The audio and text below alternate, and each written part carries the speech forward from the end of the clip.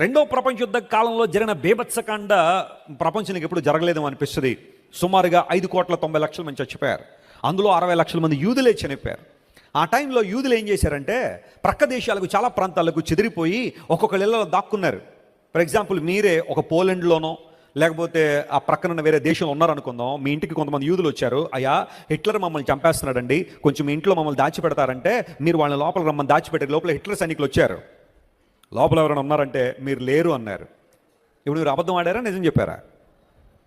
మీరు ఆడింది అబద్ధమే, కానీ దాని వెనుక ఏముంది? ఒక గొప్ప ఉద్దేశం ఉంది. అదేంటో తెలుసా? ఒక నరహంతకుడు, ఒక భయంకర వ్యక్తి హిట్లర్ చేతిలో పడకుండా వారిని కాపాడినట్లుగా, సార్ ఇక్కడ ఎవరు లేరండి అనడం అది అబద్ధం కాదు, లేదా అతి తీవ్రమైన పరిస్థితి కాదు. నా మాట మీరు అర్థం చేసుకోగలిగితే దేవుడు అక్కడ మీ ఇంటెన్షన్ చూశాడు. ఒక భయంకరమైన కష్టం ఉన్న ఒక కుటుంబాన్ని తప్పించడంలో మీరు తెలివిగా ప్రవర్తించిన వారే కానీ అక్కడ మీరు తప్పు చేసినట్టు కాదు.